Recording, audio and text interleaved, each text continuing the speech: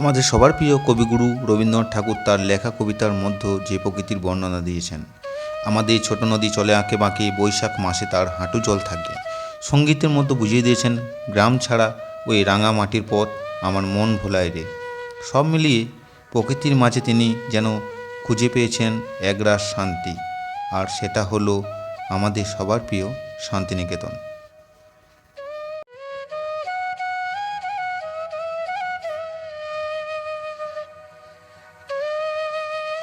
কবি রবীন্দ্রনাথের স্মৃতিবিজড়িত শান্তিনিকেতন বাঙালি মাত্রই আকর্ষণের জায়গা, কারণ এখানকার পরিবেশ পর্যটকদের কাছে এক বিরল অভিজ্ঞতা।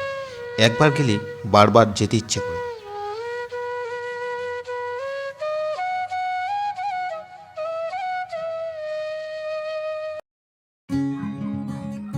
তো বন্ধুরা, এখন চলে এসেছি প্রকৃতি ভবনের কাছে। ভেতরে যাব, আপনাদেরকে দেখাবো। আর ভেতরে ঢুকে হচ্ছে টিকিট কাউন্টার, এখান থেকে এই টিকিট করে নিয়েছি।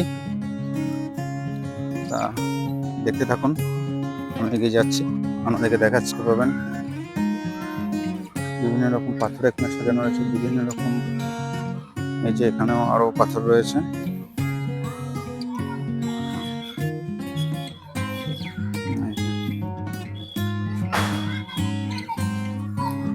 রয়েছে এখানে সাজানো। এটা হচ্ছে জেদি ছাগল, পঙ্খিরাজ ঘোড়া, ভোরের মোরগ, সমুদ্রের ঢেউ, ইন্দিরা ঠাকুরান, কিংবদন্তি বিদ্রোহ,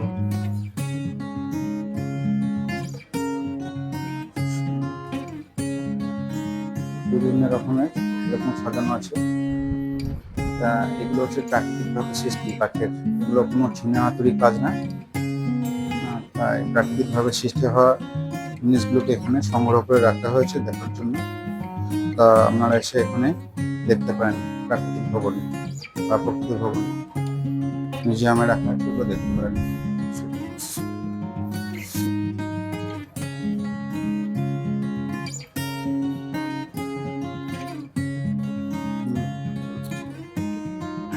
গণেশ পার্বতী, এটা হচ্ছে 2 নম্বর গ্যালারি ওপরতলায়। তা এখানে আসছি, এখানে বিভিন্ন জিনিস আছে, সবই প্রাকৃতিকভাবে, কেউ চিনে হাতুড়ি দিয়ে বানায়নি।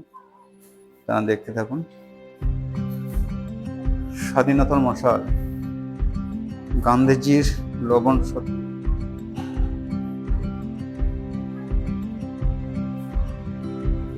এই যে এইগুলো দেখুন প্রাকৃতিকভাবে কেমন ভাবে সৃষ্টি হয়েছে।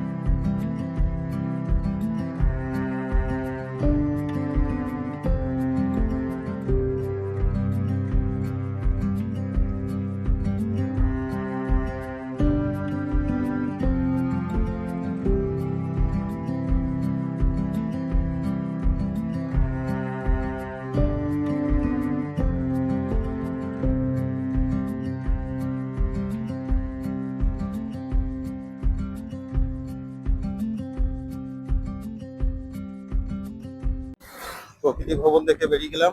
এবার আমরা দেখবো 34 ফুট বুদ্ধ মূর্তি।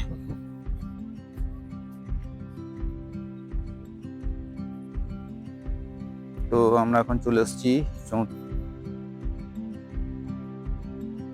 এটা রয়েছে এই সোনারঝুড়ি খয়হাটের পাশাপাশি একটি জায়গায় আপনাদেরকে দেখালাম প্রকৃতি ভবনের একটু পেরিয়ে এসে এই জায়গাটা, এখানে রয়েছে 34 ফুট বুদ্ধ মূর্তি। জায়গাটা ঠিক এরকম।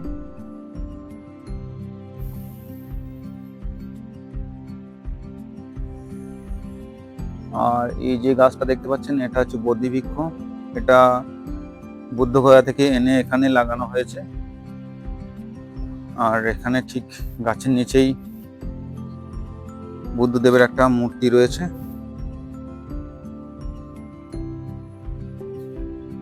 খুব সাজানো জায়গা এখানটা।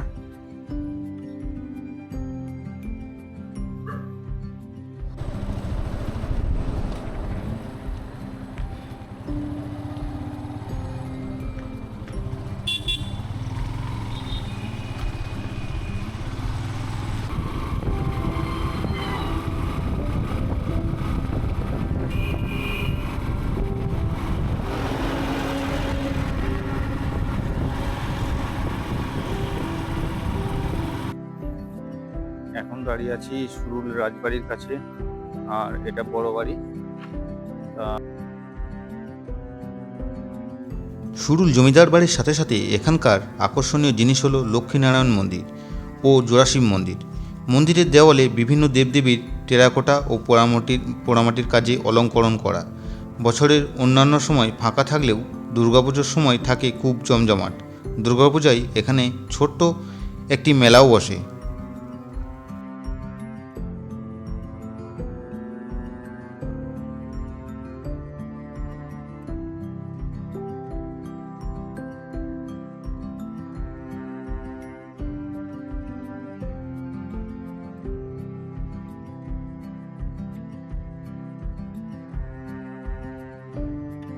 বীরভূমিতে জন্ম নিধন্য হয়েছি,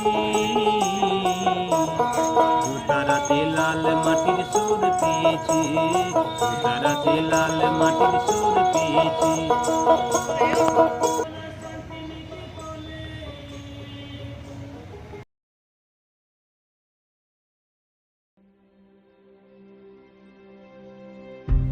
সৃজনী শিল্পগ্রাম, এখানে রয়েছে ভারতের বিভিন্ন রাজ্যের জনজীবন, শিল্প সংস্কৃতি, বিভিন্ন রাজ্যের পুতুল মিউজিয়াম। এটি বোলপুর শান্তিনিকেতনের একটি আকর্ষণীয় কেন্দ্র হিসেবে জায়গা করে নিয়েছে, যার টিকিট মূল্য রয়েছে বড়দের জনপ্রতি 50 টাকা, বাচ্চাদের 10 টাকা। সকাল 9:30 থেকে বিকেল 4টে অবধি খোলা থাকে।